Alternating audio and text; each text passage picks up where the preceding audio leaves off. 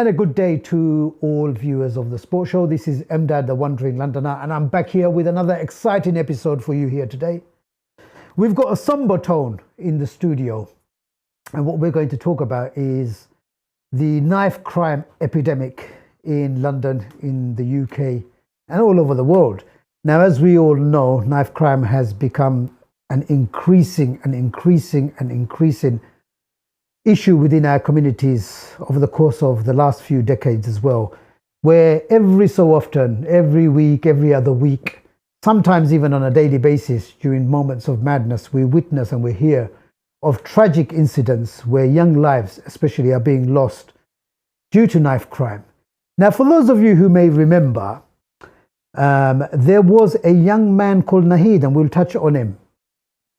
And quite a few years ago, this young man was involved in a tragic incident involving knife crime, and he lost his life as a result. And what we're going to do is talk about his life, celebrate his life in honor of what he achieved in his life and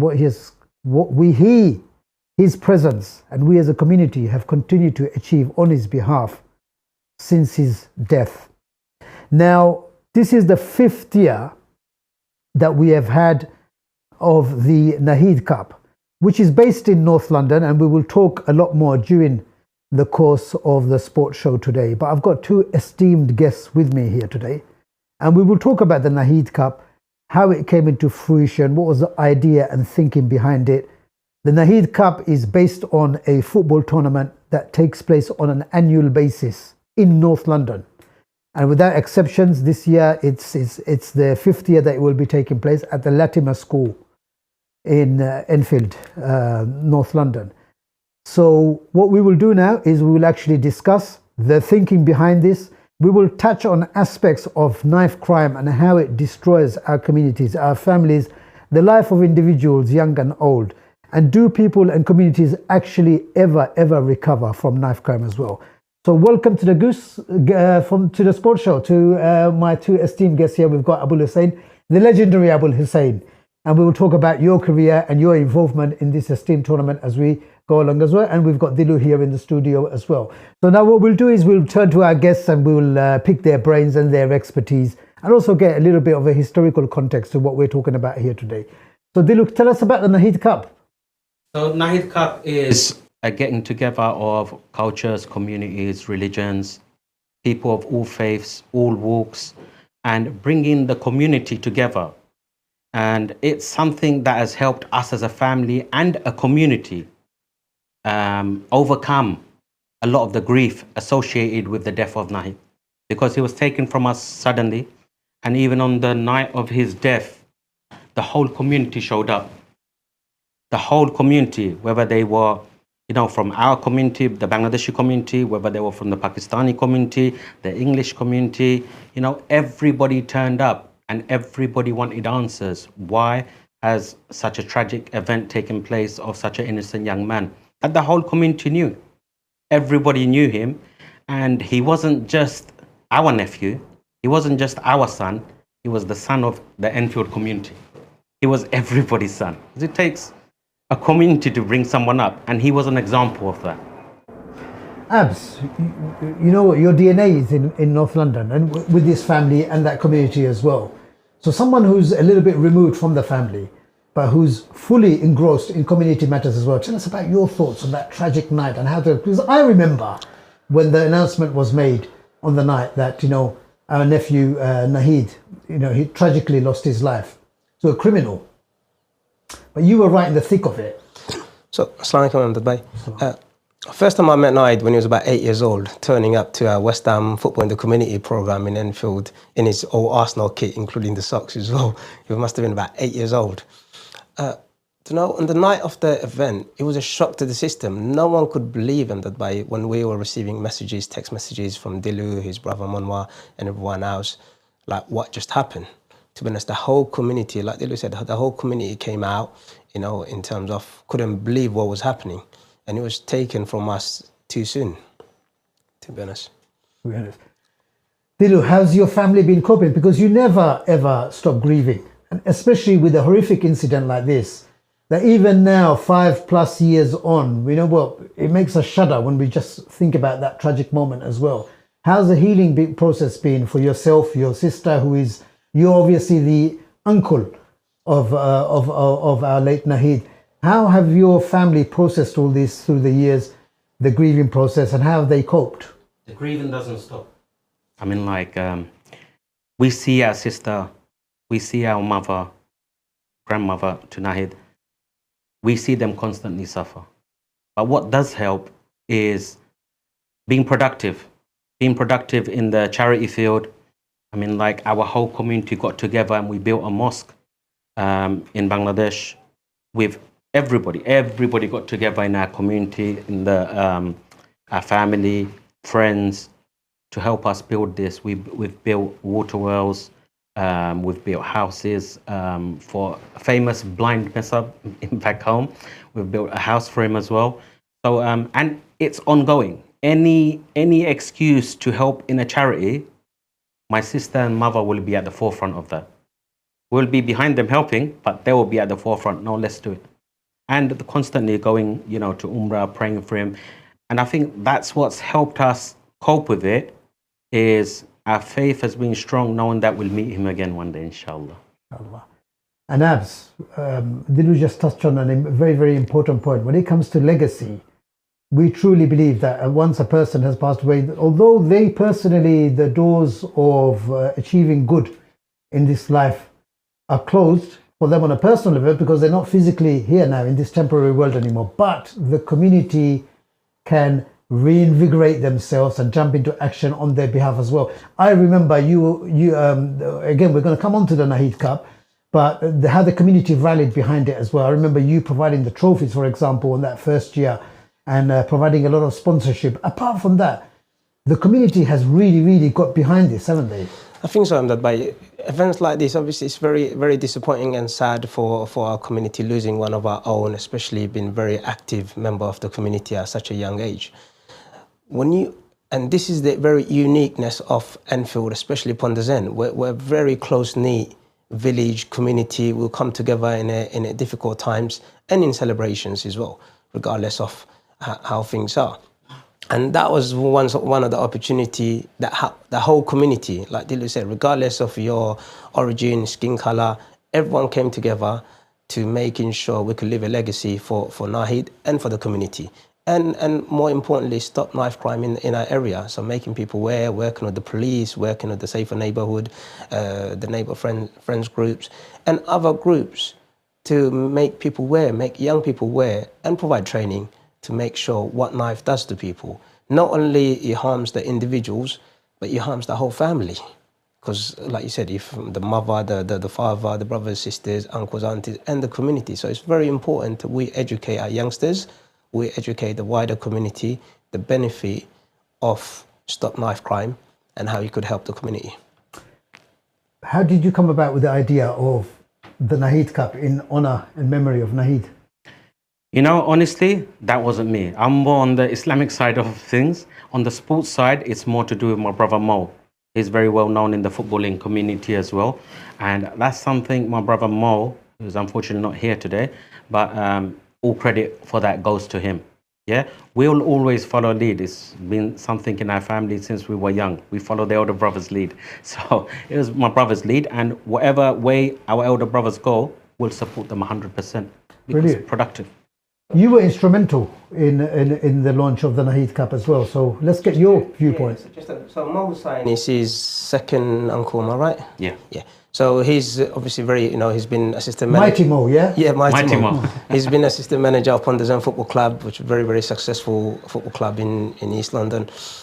In terms of, so Mo's very aware into the benefit of football does to community. And we all know football could bring the community together in the difficult times, in celebration and in difficulties. So I remember Mo approached me and said, look, what can we do? He's got so many ideas. And one of the things we discussed about, can we do an annual football tournament to bring the community together and make people aware of the Stop the Knife Crime? And that's how the formation of Nahid Cup came about. and it's grown from there. From the first year, I remember it was like, right, how do we get the teams? How do we do the fixtures and everything else? Where do we get the trophies?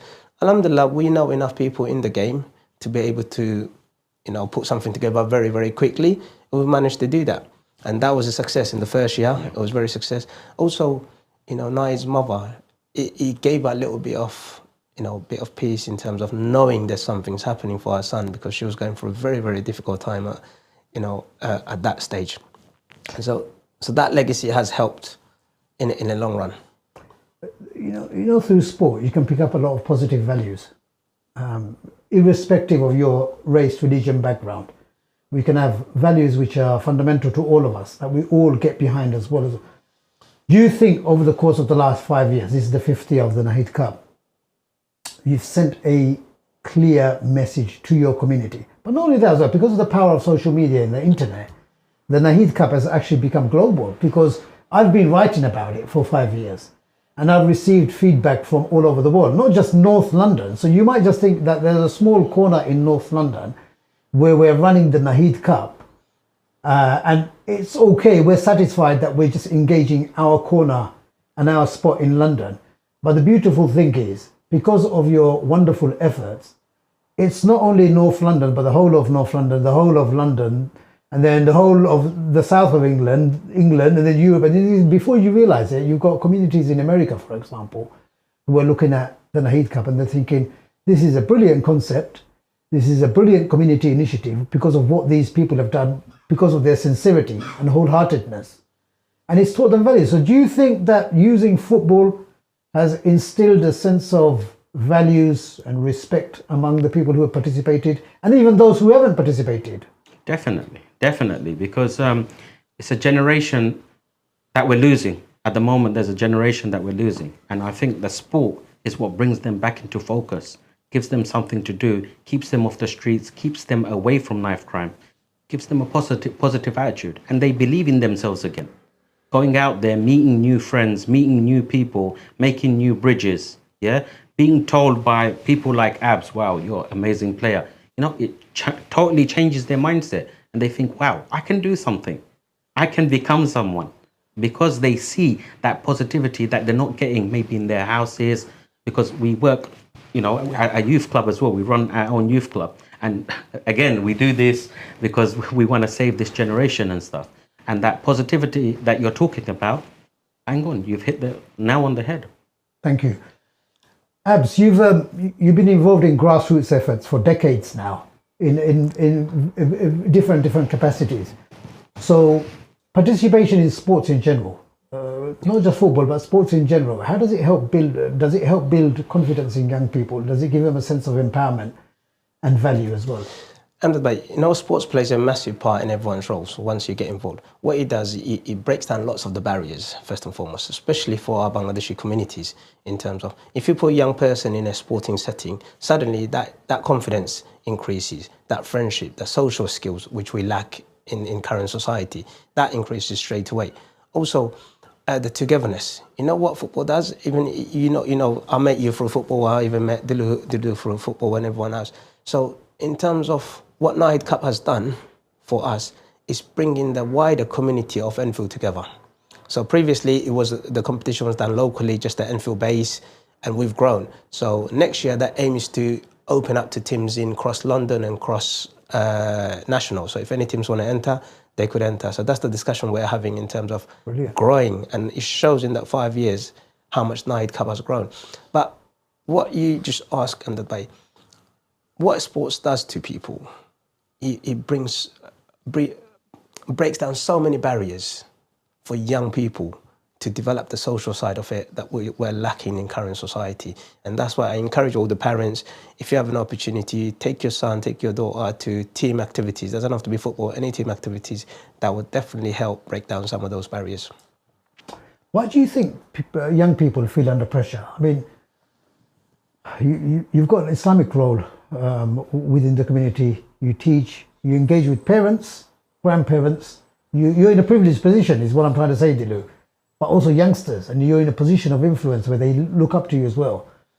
From your perspective, why do you think young people feel pressured to carry a knife? It's a horrible thought. And a lot of people are in a bubble if they think that it can't be their child tomorrow. What do you think happens in that person's life that leads them to make a decision to carry a knife for whatever reasons they do it, whether it's to attack somebody or whether it's for self-defense? Why do you think that happens? From my perspective, from what I've seen, being around families, working with them, mediating, working with our youth club at ACE, I've seen it's a lack of engagement between parents and children. I think it's a lack of parents giving time to their children. I mean, like, I would walk through the park, it's my shortcut to get to the mosque, and I'll see Abs playing with his son in the park, teaching him new skills and stuff like that. I use that as an initiative, and then I'll take my son. I've put my own children into the boxing, and they love it. They're called mini Tysons now. They love it. It's giving them confidence and stuff. I'm going on a family holiday. Make sure I'm engaging with the children. Get rid of the phones. Yeah. Get rid of iPads and stuff. Sit with your children. Talk to your children. When you engage with your children, they will open up to you. They will become your friend. If you don't give them that time, someone else will give them that time. And that someone else may be someone that wants to lead them onto the wrong path. We should be the one, like when our children are born, they always see their father or their mother as their first heroes. We should always try and live up to that. We have rights upon them, but they have rights upon us as well. And one of those rights are, we need to lead the way for them. Abs, again, I'm going to use football because as one of our decorated football heroes from within our community, and obviously not just on that basis as well, but the journey that you've taken. I look at your journey, for example, through football, just through the football sphere. And I look at some of the youngsters today and I despair that there might be a youngster or youngsters who are probably more talented than you were at their age at that time, have more opportunities than you had at that age, at the same position in life, but they're just not interested at all. No, funny you say that, and I see this with my son as well. He's 12 years old and he's playing for a top Sunday league clubs, and the hunger for young people is not there anymore. They rather sit at home, you know, playing on the iPads and the laptops and be on YouTubes. The difficulties that we were going through and the challenges have been a second generation and first generation, the hunger was there. If we had an opportunity, we used to grab it with two hands. Now it's too easy for some of these young people. If the training's too hard, you won't see them next week. They'll just say, well, I'm not going to that. I'd rather be at home. So generation as a whole, it has an impact, but also, like Dilu said, it comes down to the parents. We need to install that, you know, the toughness, the competition in young people, and that makes a difference for their upbringing. Dilu, the Nahid Cup is more, we've touched on this several times, it's more than just football, simply because the issue is a hot potato issue, is something that is not getting better, is something that we can't solely rely on law enforcement to fix. In fact, if we've got any chance of beating it, the community has to get behind these issues.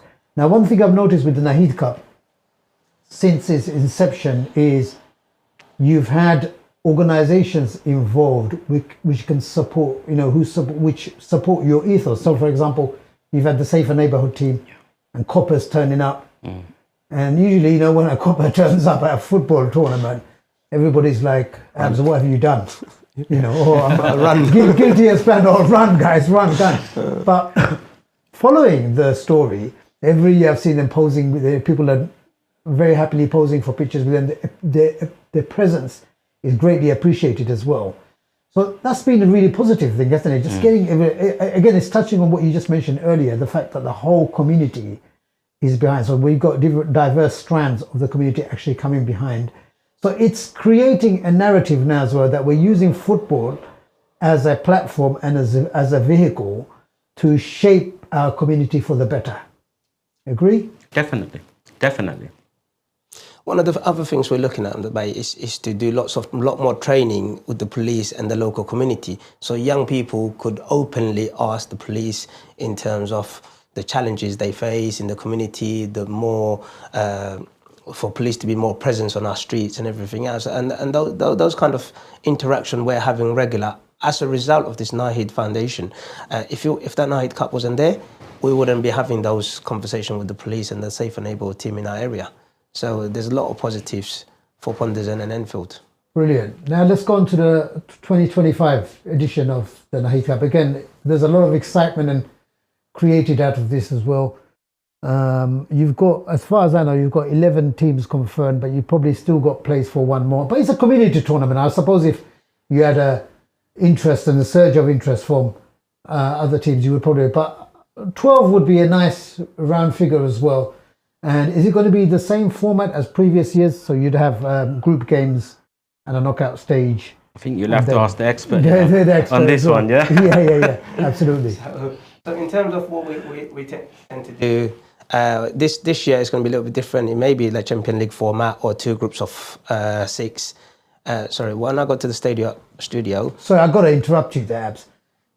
That's got my goat up, the Champions League format. So you could do a Liverpool, finish top of the group, and the next round you get PSG. And then you're out. Finish second. So what benefit does that do for me?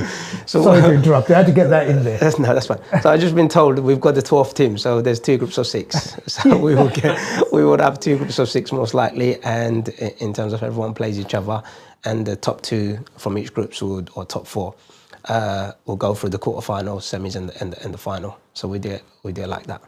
And Abs, roughly how long are each game?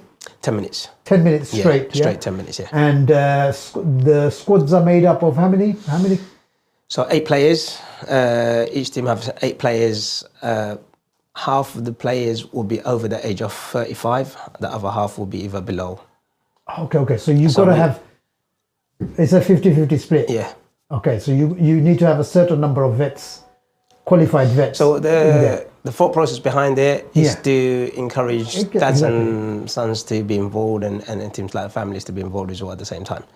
Okay. And this is the model we want to go for going forward. We want to make sure we emphasize dads and lads could come and play at the tournament. Very unique concept. Excellent. Yeah, so Dilu, tell us about this. I mean, why should families get involved? Well, because there was a generation where you and I were growing up, it was embarrassing to even walk on the same street as your dad. Yeah, we'd walk make eye contact with your dad, sit on the same table. Father would work with the front. Yeah. So why is that important? That's important because that's where we are going to know our kids. Our generation, our parents were busy back home and here, looking after us and looking after. We can't blame them for that. They were first generation. We're second generation, or some of us third generation. We have to know our kids. We're living in a different society. Everything's open now, yeah? And it's so easy for them to go the wrong way. So as I touched on it earlier, if we don't spend time with our kids, if we don't educate ourselves on our kids, when I teach a student, I have students that suffer from autism. I have to look at every single student as an individual. I can't paint them all with the same brush like back in the days. It doesn't work anymore. Everybody's different. So we have to look at every single one of our children individually as well. See their weaknesses, see their strengths, build on it. And this is why it's important that we spend that time with our children and stuff. Very, very important. And one of the other things will be different this year. We're going to have an exhibition game halfway through the tournament where 3 of the largest masjid in the area will come together as one team. And play against some of the selected players from the group matches. So that will be a little bit different. So the 3 local masjids of that area, again, this is intriguing, Abs. They will come together and they will provide a team. A team, that's correct. An XI, yeah? So some of the players will be the imams of the mosque, some will be the management team, and some will be musallis. So you got Ponderson Islamic Centre, Jalaliya Jami Masjid, and Edmonton Masjid, which is one of the biggest in the area. Look, I think these boys are going to steal the show.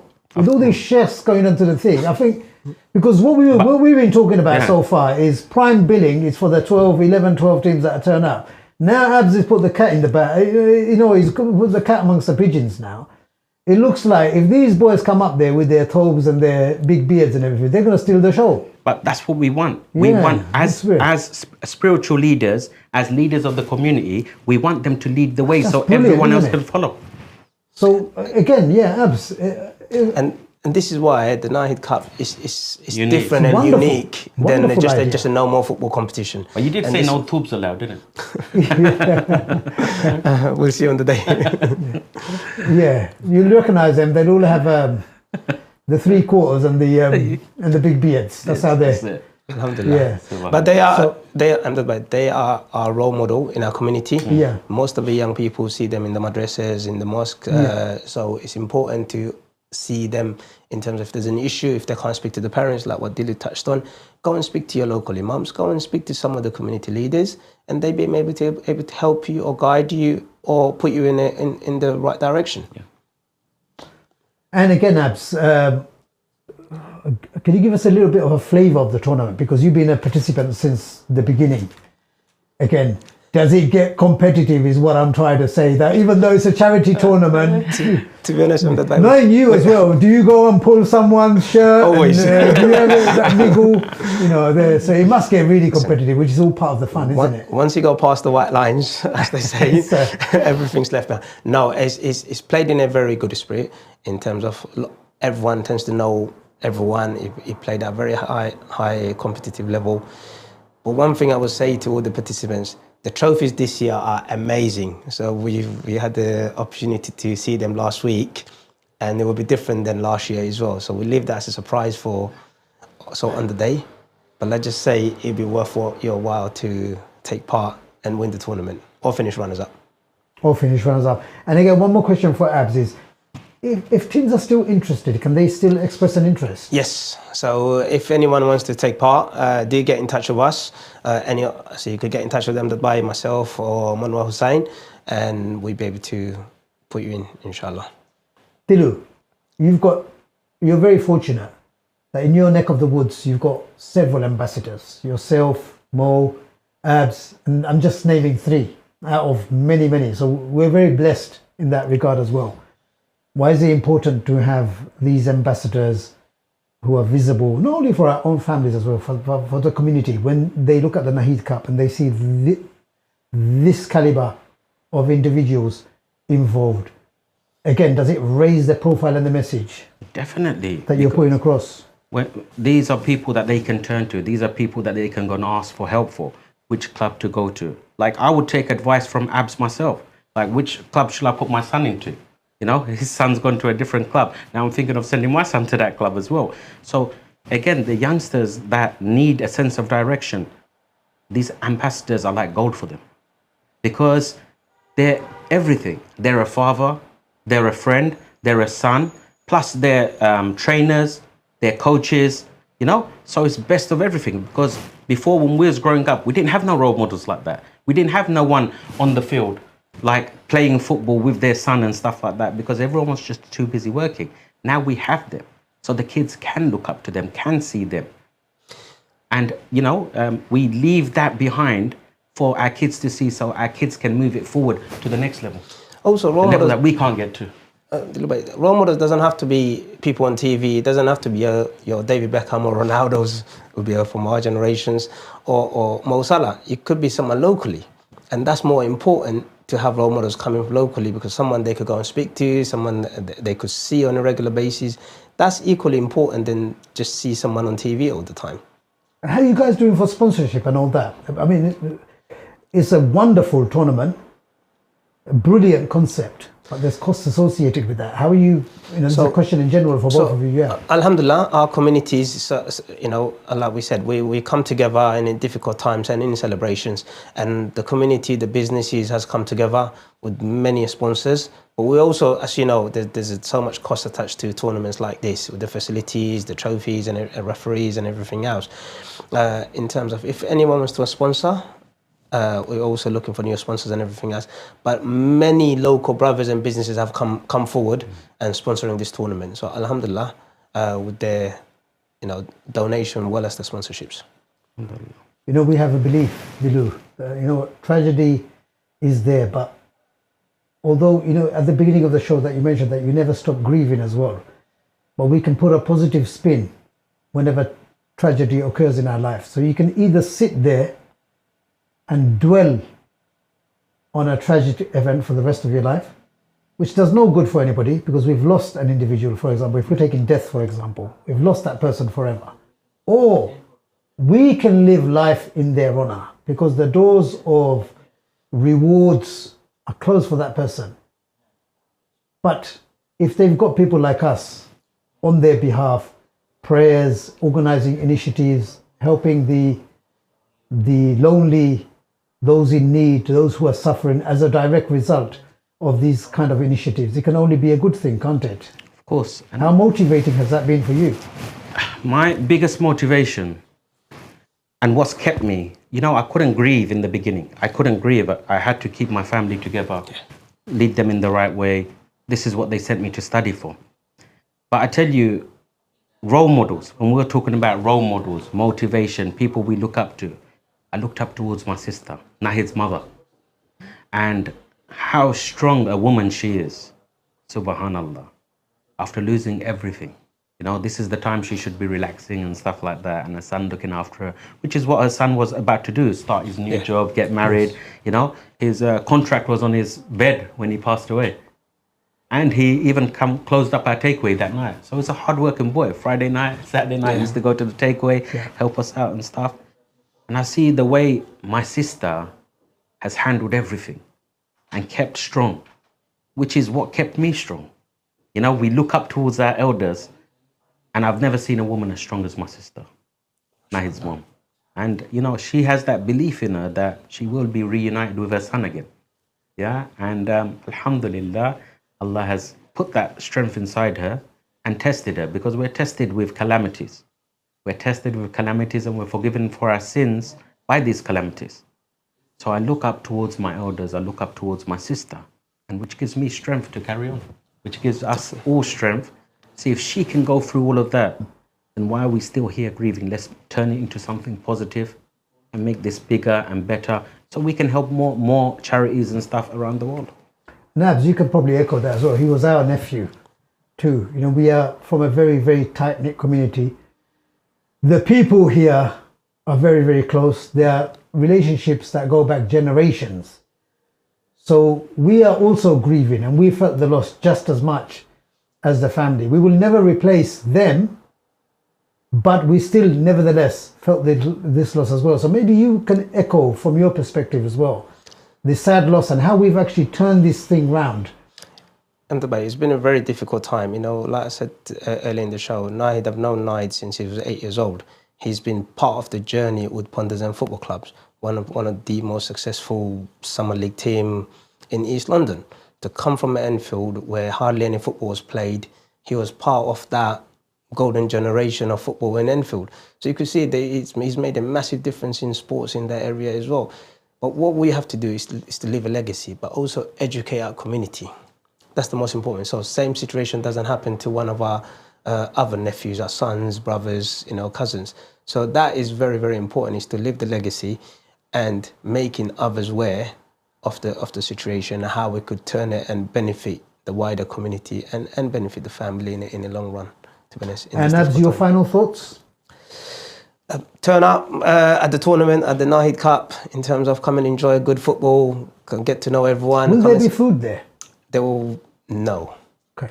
But bring a packed lunch. Bring packed lunch, because at Latima Just School, like the old days. as you know, Latima is one of the famous grammar school in North London, so we'll be at the school. However, we are talking to the school to see if we could provide some food on the day, but there will be teas and coffees for everyone. No, it's interesting. Again, I'm very in ways, but it's actually connected as well. So when you were playing, nowadays, football is such, community football is such, that unless the kit, the underwear, or wherever you wear underneath, everything, including the lunch, is provided, people will not turn up to play as well. But as you were growing up, and I make you sound ancient, you're in your early 40s, but when you were playing and you were doing those runs and you were traveling the length and breadth of this country for footballing reasons, you had to pay your way with everything, didn't you? From your shoelaces down to the water that you were drinking. Kids are very fortunate now. The mum and dad would ever drive because of being a third generation. In our case, it was get on the bus. Sometimes, I remember living in Manor Park as a young boy. I used to play for Dagenham United. That's 3 buses just to get to training twice a week, plus the matches. Now kids, if you ask them to take one bus, they'll be like, nah, it's too far to get to. So in terms of, but it comes down to us as parents to install that competition in them, telling them, look, the benefit of sports, and hopefully the young people will take a lead on that. And your final thoughts? My final thoughts, come, support Team Nahid, because this year Team Nahid's got it.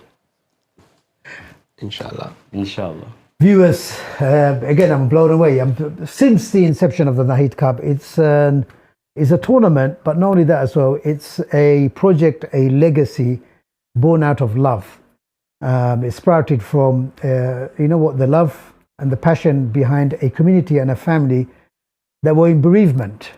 The loss of the tragic loss of our nephew Nahid. Like I said at the beginning of the show, I remember the night it was announced on one of our WhatsApp groups, and the Biani Bazar football WhatsApp group, and it was announced. And even though I myself personally didn't know Nahid, because of the relationship with people like his uncles going back many, many years, and because of where we hail from, and just the community element of his and the ties that drew us all together as well, I felt just as much as if I'd lost a nephew myself, that even though I didn't know him on a personal level, I myself, and I'm sure I wasn't unique to this as well, felt that loss. And soon after, such is, the standing of the family as well, that the community got bigger. People like Abul Hussain and members of the community. There are too many people to name here. I'm naming Abul because he's in the studio here as well, but there are many, many people, too many to name, that actually got behind the family, held their hands, hugged them, rubbed their backs, wiped away their tears, and said, look, we are going to do whatever we need to do to remember Nahid. And our community, as they do what they do best at all times as well, they've come up with a legacy project. I don't think this is the end of it as well. This is just the beginning. The Nahid Cup will not only engage our youngsters, it will help them steer clear of crimes such as knife crime, for example. It will help lessen the impact of people and families losing their dearest and their loved ones as well. It will educate the community. It will raise awareness. Not only that as well, the Nahid Cup offers mentoring, where you will get, as Abul mentioned during the show, that you will get fathers playing with their sons. Because of the way the tournament is formatted, they will be playing with their sons. You might even have, in the 2025 edition, grandparents, with these new age granddads now doing their stuff. They got a lot of self-confidence. They turn up with their peak caps, like Dilu has in the studio today as well, and they think, you know what, I've still got it, I can go in there. But maybe you never know, we might have even granddads on the pitch playing a few minutes with their grandchildren as well. So in essence, what this tournament is doing is raising awareness, but also bringing people in, and also mentoring young people. This is a very, very important term that we use sometimes loosely, and sometimes we don't use it very, very seriously, but mentoring our children. Dilu touched on the fact that how important it is for me from a personal perspective for his children to not be accessing their smart devices at certain times, especially when they go on holiday as well. Simply just pick back those old-fashioned values and old-fashioned habits of, sit there and talk. I like to share a joke at all times. It's not original joke to me as well, but I usually share it with my students and when I'm coaching young people as well. And I say, you know what? Today we lost the internet connection in my house, and I had to go and talk to members of my family, and I discovered that they're really nice people. And that really sums it up for us as well. Again, lastly, what I'd like to do is I'd like to thank my esteemed guests. They've made the effort to come here, and today they're real heroes. They've been there right from the beginning, and they continue to excel in this, and their dedication is something to behold and is deeply inspiring as well. For those who are involved or would like to become involved, thank you in advance. For those of you who are expressing an interest to put in a team, please do get in contact with the sports show or the Nahid Cup. Organizers of the Nahid Cup will put details on our social media posts along with when the show is viewed as well. And last but not least, I'd like to reserve a special thank you to all of you who are watching. You are the 12th person, man or woman, whoever you are. You are the supporters behind us. You are the people who boost our efforts. This is a community channel run by volunteers as well, but we like to focus on issues such as these, grave and important issues like this. And lastly, thank you to my guests. Again, it's time to bid farewell to you all as well. This is Emdad, the Wandering Londoner, and thanks for watching The Sports Show.